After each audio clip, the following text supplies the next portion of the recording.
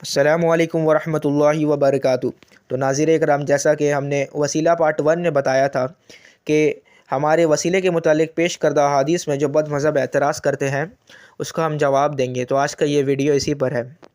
تو جیسا کہ ہم نے پارٹ 1 میں ایک حدیث پیش کی تھی امام طبرانی کی کتاب سے، تو حدیث ایسی تھی کہ ایک شخص بارہا حضرت عثمان بن عفان رضی اللہ تعالیٰ عنہ کے دربار میں حاضر ہوتا۔ اس کی کچھ حاجت تھی جو وہ حضرت عثمان بن عفان کو بتانے والا تھا تاکہ وہ ان کی مدد کرے، لیکن حضرت عثمان بن عفان رضی اللہ تعالیٰ عنہ اس کی طرف توجہ نہیں فرما رہے تھے، جس کی وجہ سے وہ اپنے حاجت پیش نہیں کر پا رہا تھا، اور یہ پورا واقعہ حضرت عثمان بن حنیف رضی اللہ تعالیٰ عنہ دیکھ رہے تھے۔ تو انہوں نے اس شخص کے پاس جا کر پوچھا کہ تمہارا کیا مسئلہ ہے؟ تو اس شخص نے کہا کہ مجھے یہ فلاں حاجت ہے جو مجھے حضرت عثمان بن عفان رضی اللہ تعالیٰ عنہ کو بتانا ہے، لیکن میں بتا نہیں پا رہا ہوں کیونکہ وہ مجھ پر توجہ نہیں دے رہے۔ تو حضرت عثمان بن حنیف نے اس شخص کو ایک دعا دی جس میں نبی کا وسیلہ لیا جاتا ہے، اور اس شخص نے بالکل ویسا ہی کیا جیسے حضرت عثمان بن حنیف نے اسے بتایا تھا۔ اور پھر جب وہ حضرت عثمان بن عفان رضی اللہ تعالیٰ عنہ کے پاس گیا تو حضرت عثمان بن عفان خود ہی ان سے پوچھتے کہ تمہاری کیا نیڈ ہے۔ تو یہ حدیث پر بد مذہب ایک اعتراض کرتے ہیں کہ اس حدیث میں ایک راوی ہے حضرت شبیب بن سعید۔ اسٹیٹس کے اعتبار سے تو یہ ثقہ صدوق راوی ہے، مگر عمر ہونے کے ساتھ انہیں مینٹل انیز ہو گیا تھا، جس کی وجہ سے وہ کئی بار احادیث بیان کرنے وقت غلطیاں کر دیتے تھے۔ تو سلفی امام ابن عدی رحمہ اللہ کا جرح پیش کرتے ہیں۔ امام ابن عدی نے ان کے متعلق کہا ہے کہ شبیب بن سعید حدیث میں ثقہ ہے، پر وہ کبھی کبھی غلطیاں کر دیتے ہیں۔ تو جو حدیث وہ اپنے استاد حضرت یونس سے روایت کرے along with the narration of his own son Ahmad بن شبیب، اور اپنے بیٹے سے بھی روایت کرے، وہ حدیث صحیح ہوتی ہے، مگر عبداللہ بن وہب جو ہے وہ ان سے منکر حدیث بیان کرتے ہیں۔ تو یہ تھی امام ابن عدی کی جرح۔ تو امام ابن عدی کے ان الفاظوں کے تحت سلفی اس حدیث کو ضعیف قرار دیتے ہیں۔ پہلی بات تو آپ یہ جان لیں کہ امام ابن عدی نے کہا ہے کہ عبداللہ بن وہب ان سے منکر روایتیں بیان کرتے ہیں، تو جس روایت میں عبداللہ بن وہب ہوگا وہ منکر مانی جائے گی، اور امام طبرانی نے جو یہ حدیث کی سند لائے ہیں اس میں عبداللہ بن وہب موجود ہے۔ تو یہ پیش کر سلفی بہت خوش ہوتے ہیں، دیکھو اس میں عبداللہ بن وہب موجود ہے، یہ حدیث ضعیف ہے، منکر ہے۔ یہ آپ کے سامنے دلائل النبوہ جلد 6 صفحہ 167، اس سند میں آپ دیکھ سکتے ہیں، یہ اس کی مطابقت ہے۔ اس میں آپ دیکھیے کہ اس میں جو شبیب بن سعید سے روایت کر رہے ہیں وہ ان کے بیٹے احمد بن شبیب روایت کر رہے ہیں، تو اس میں عبداللہ بن وہب موجود ہے نہیں، تو یہ اعتراض باطل ہو جاتا ہے۔ اور دوسری بات، اگر آپ امام ابن عدی رحمہ اللہ کی باتوں پہ غور کریں گے تو انہوں نے کہا ہے جو حدیثیں وہ اپنے استاد یونس سے روایت کرے اور ان سے ان کے بیٹے احمد بن شبیب روایت کرے وہ حدیثیں صحیح ہوتی ہے۔ تو اس کا یہ مطلب نہیں کہ جس حدیث میں ان کے استاد پریزنٹ نہیں رہیں گے تو وہ ساری حدیثیں ضعیف ہو جائیں گی، ایسا کوئی اصول نہیں ہے۔ یہ دیکھیے حافظ المزی کتاب تہذیب الکمال میں دیکھیے کیا فرماتے ہیں۔ شبیب بن سعید التمیمی الخبتی ابو سعید البصری the father of Ahmad bin Shabib. He narrated from Aban bin Taghlab, Aban bin Abi Ayyash, Ruh bin Al-Qasim, Shu'bah bin Hajjaj, Muhammad bin Umar bin Alqama bin Waqas, Yahya bin Abi Anbasa and Yunus bin Yazid. یہ جتنے راویوں کے نام ہیں ان سب سے شبیب بن سعید نے روایت کی ہے۔ تو اگر امام ابن عدی رحمہ اللہ کی اس جرح کا یہ مطلب لیا جاتا کہ جس حدیث میں صرف حضرت یونس پریزنٹ ہے وہی حدیث صحیح ہے، تو یہ پھر ساری ضعیف ہو جائے گی۔ اور ان سے جن لوگوں نے روایت کیا ہے وہ ہے احمد بن شبیب بن سعید، زید بن بشر الحضرمی، عبداللہ بن وہب، یحییٰ بن ایوب المصری، علی بن مدینی۔ یہ دیکھیں یہ امام علی بن مدنی جو ہے یہ کہتے ہیں کہ یہ ثقہ ہے، he is reliable and he is from the companions of Yunus bin Yazid, یعنی اپنے استاد حضرت یونس بن یزید کے کمپینین ہیں اور یہ حدیث میں ثقہ ہے۔ ابو زہرہ نے کہا ہے کہ ان میں کوئی نقصان نہیں ہے۔ ابو حاتم نے کہا ہے کہ ان کے پاس حضرت یونس بن یزید کا نسخہ ہے اور وہ صالح الحدیث ہے۔ امام نسائی نے بھی کہا ہے کہ ان میں کوئی نقصان نہیں ہے۔ اور پھر امام ابن عدی کی جرح ہے جو میں نے ابھی پیش کر دی تھی۔ اگر امام ابن عدی کی جرح کا وہ مطلب ہوتا تو پھر ان سارے محدثوں کی کیا بات کریں گے آپ؟ کیا اتنے جو میں نے نیریٹرز کے نام لیے وہ سارے ضعیف ہو جائیں گی، وہ بھی صرف مینٹل انیس کی وجہ سے؟ خود بڑے بڑے محدثوں نے اس حدیث کو صحیح کہا، جیسے امام طبرانی، امام منذری، امام حیثمی اور بھی بہت محدثوں نے اس حدیث کو صحیح کہا ہے۔ اب دیکھیے جیسے کہ امام ابن حجر عسقلانی اپنی کتاب الترغیب میں کہتے ہیں کہ حضرت شبیب بن سعید کی حدیثیں صحیح ہوتی ہیں۔ کب صحیح ہوتی ہے؟ جب وہ ان سے ان کے بیٹے احمد بن شبیب روایت کریں، لیکن صحیح نہیں ہوتی جب ان سے ابن وہب روایت کرتا ہے۔ تو اگر امام ابن حجر عسقلانی کی یہ بات کو مانیں تو وہ حدیثیں بھی صحیح ہے جن میں ان کا بیٹا احمد روایت کرے ان سے۔ یہ اعتراض وہابیوں کے شیخ البانی نے کیا ہے۔ شیخ البانی نے بھی جو اعتراض کیا ہے وہ امام ابن عدی کی جرح اس نے نہیں دکھائی ہے، اس نے امام ابن حجر عسقلانی کے وہ کوٹ دکھائے جس میں امام ابن حجر عسقلانی کہتے ہیں کہ شبی بن سعید کی بخاری شریف میں صرف وہی روایتیں ہیں جس میں وہ اپنے استاد حضرت یونس سے روایت کرتے ہیں اور ان سے ان کے بیٹے روایت کرتے ہیں۔ تو یہ کوئی اصول نہیں ہوتا ہے کہ امام بخاری نے جو سند لی ہے صرف وہی سند صحیح ہوگی، باقی ساری سندیں ضعیف ہو جائے گی، کیونکہ ایک میجورٹی آف محدثین ہے جو اس حدیث کو صحیح کہتے ہیں، اور کسی ایسا اصول میں نہیں ملتا کہ جو سند امام بخاری لے لے وہی سند صرف صحیح ہے، ایسے تو بہت ساری حدیث کی پوری کتاب ہی ضعیف ہو جائے گی۔ اس کی ایک اور مطابعات موجود ہے، کتاب کا نام معرفت الصحابہ ابن ابی نعیم جلد 4 صفحہ 1960۔ امام ابو نعیم جو ہے وہ اس کی پوری الگ ہی سند لے کر آئے ہیں جس میں آپ دیکھ سکتے ہیں، جس میں امام روح القاسم ان سے شبی بن سعید روایت کرتے ہیں، اس میں شبی بن سعید موجود ہی نہیں ہے، اس میں عون بن عمار رحمۃ اللہ علیہ۔ لو اس کی ایک اور مطابعت موجود ہے۔ اب کیا کریں گے؟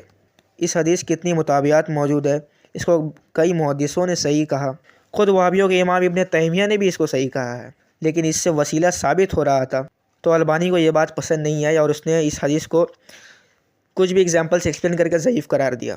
خیر اس پر اور لمبی بحث ہے، لیکن اتنی دلیل ہی کافی ہے اس حدیث کو صحیح ثابت کرنے کے لیے، اور جو اعتراض بد مذہب کرتے ہیں وہ سارے باطل و مردود ہیں، کوئی حیثیت نہیں رکھتی وہ اعتراضات۔ تو یہ تھا ہمارے پہلے حدیث کا جواب۔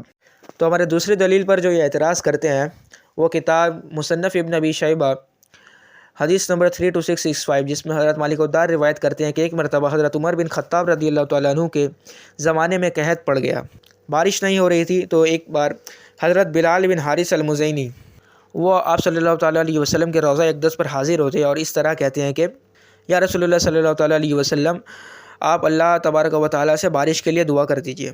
اگلے دن آپ صلی اللہ علیہ وسلم اس شخص سے خواب میں تشریف لاتے اور کہتے ہیں کہ جاؤ اور حضرت عمر بن خطاب کو میرا سلام کہنا اور کہنا کہ بارش بہت جلد ہوگی۔ تو حضرت عمر بن خطاب نے بھی اس پر شکر کیا۔ تو اس سے تو وسیلہ بعد از وصال ثابت ہوتا ہے، اور اس کو امام ابن حجر عسقلانی، امام ابن حجر الہیثمی اور ابن کثیر صحیح کہتے ہیں، اس کی سند کو جید کہتے ہیں۔ اب اس سے وسیلہ ثابت ہو رہا ہے تو شیخ البانی کو کہاں صبر، فوراً اس پر اعتراض کرتا ہے کہ حضرت مالک الدار مجہول ہے، یعنی انون ہے۔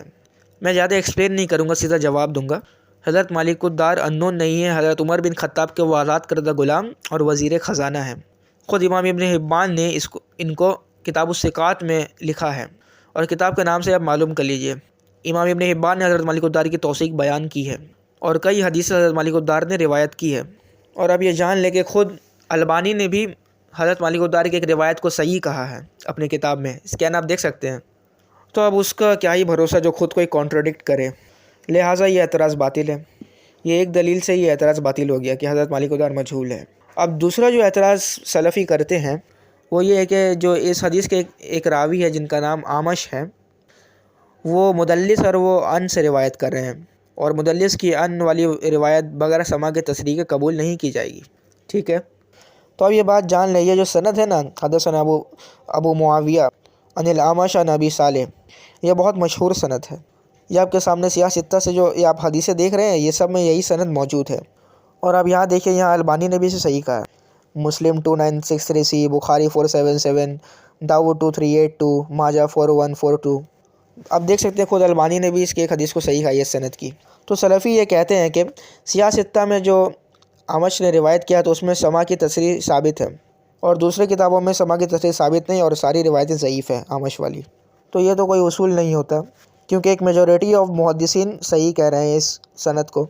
پہلے آپ امام عامش کو جان لیجئے، ان کا نام امام سلیمان بن مہران عامش، ان کو امام ابن حجر عسقلانی نے طبقہ ثانیہ کا مدلس کہا۔ حدیثہ بیان کرنے میں وہ سکھا ہے لیکن مدلس ہے۔ طبقہ ثانیہ میں جو مدلس ہوتے ہیں ان کا انا قبول ہوتا ہے۔ اگر آپ یہ بات سلفیوں کو کہیں گے تو وہ آپ سے فوراً کہیں گے کہ امام ابن حجر نے اس بات سے رجوع کیا اور ان کو تیسرا طبقہ کا بھی مدلس کہا ہے، لیکن آپ یہ خود دیکھ لیجئے کہ خود امام ابن حجر عسقلانی نے امام عامش پر اتنا تبصرہ کرنے کے بعد خود انہی کی حدیث کو صحیح کر رہے ہیں۔ تو کیا امام ابن حجر عسقلانی کو یہ بات پتہ نہیں تھی جو انہوں نے اس حدیث کو صحیح کہہ دیا؟ وہابیوں کے نزدیک جو حدیث ان کے ڈیزائر کو فلفل کرے صرف وہی حدیث صحیح، باقی ساری ضعیف۔ یہ دیکھیں، یہ امام الذہبی رحمہ اللہ میزان الاعتدال میں لکھتے ہیں، اگر امام اعمش اپنے استاد ابراہیم نخعی، ابی وائل اور ابو صالح السمان سے روایت کرے تو وہ سما پر محمول ہوتی ہے، یعنی ان قبول ہوتا ہے، اس میں سما کی تشریح کی بھی ضرورت نہیں پڑتی۔ اور اس میں امام اعمش تو ابو صالح السمان سے روایت کریں تو اصول کے مطابق یہ صحیح ہو گیا۔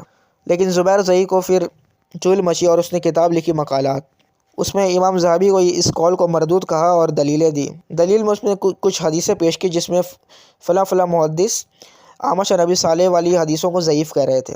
تو اگر لاجیکلی سمجھیں کہ محدثوں کا چند حدیث کو ضعیف کہنا یہ ثابت نہیں کرتا کہ ہر حدیث ضعیف ہو جائے گی، کیونکہ جن حدیثوں کو وہاں پر محدثوں نے ضعیف کہا اعمش اور ابی صالح کو، صرف وہ اسپیسیفک حدیثوں کو ہی ضعیف کہا، اس کا یہ اصول نہیں بنا دیا جائے گا کہ ساری حدیثیں ضعیف ہو جائیں گی، کیونکہ میجورٹی آف محدثین اس کو صحیح کہہ رہی ہے۔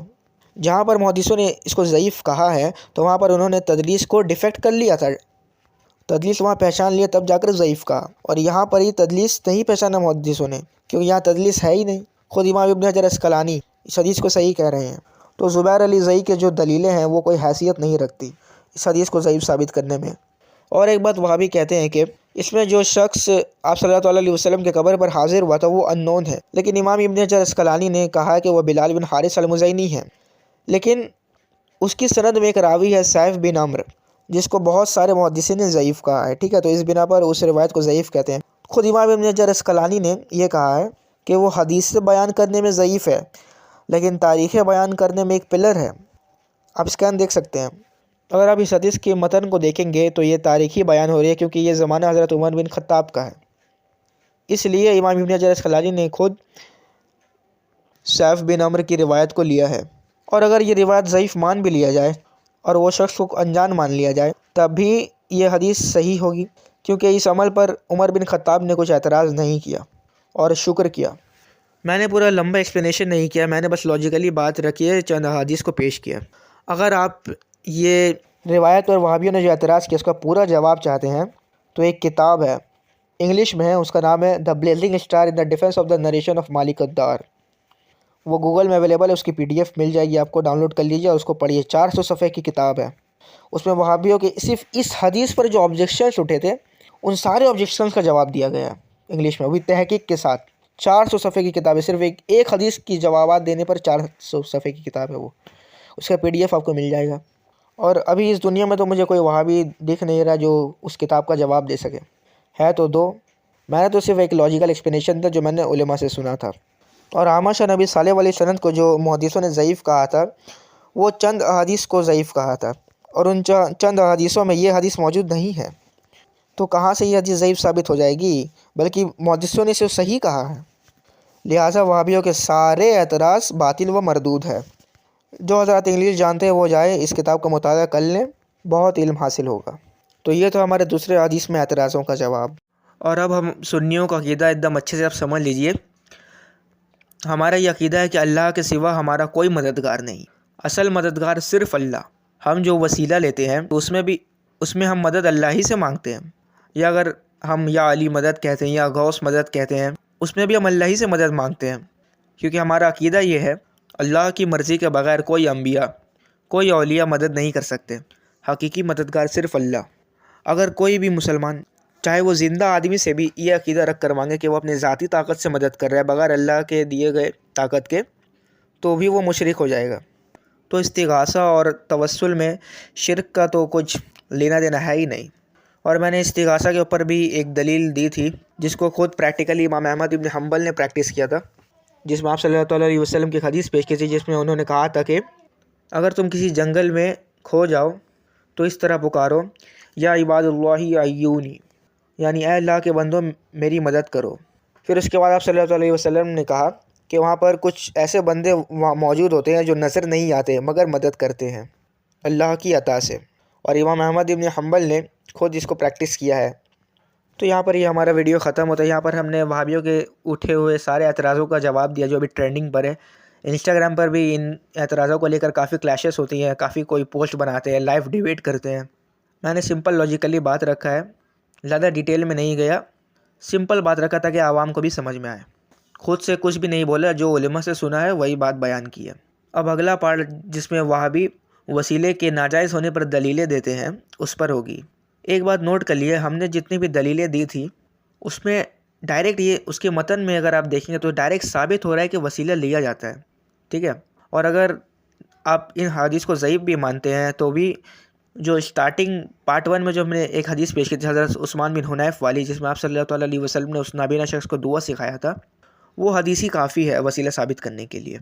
क्योंकि किसी सहाबा या मुहद्दिस ने ये नहीं कहा कि ये अमल सिर्फ़ उस वक्त के लिए था या बादस विसाल वो दुआ हम नहीं पढ़ सकते। ख़ुद इमाम इब्न माजा ने इस हदीस को बयान की थी। वो चाहते तो ये भी लिख सकते थे कि ये अमल सिर्फ उस वक्त के लिए था, लेकिन उन्होंने नहीं लिखा, किसी भी मुहद्दिस ने नहीं लिखा है।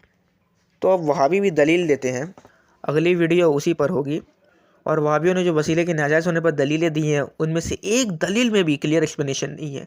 सब अगली पार्ट में आप देखेंगे। वहाबियों के दलील में वसीला नाजायज़ या वसीला हराम करके लफ्ज़ भी मौजूद नहीं है, ठीक है। कुछ बोलने से पहले डिस्क्लेमर पढ़ लेना। तो अगर वीडियो अच्छा लगा तो वीडियो को लाइक कीजिए, कमेंट कीजिए, अपने दोस्तों को शेयर कीजिए, और हाँ, बेल नोटिफिकेशन ऑन करना मत भूलना ताकि हमारे सारे वीडियो के अपडेट्स आप तक पहुँचे। तब तक के लिए अस्सलामु अलैकुम वरहमतुल्लाहि वबरकातुहू।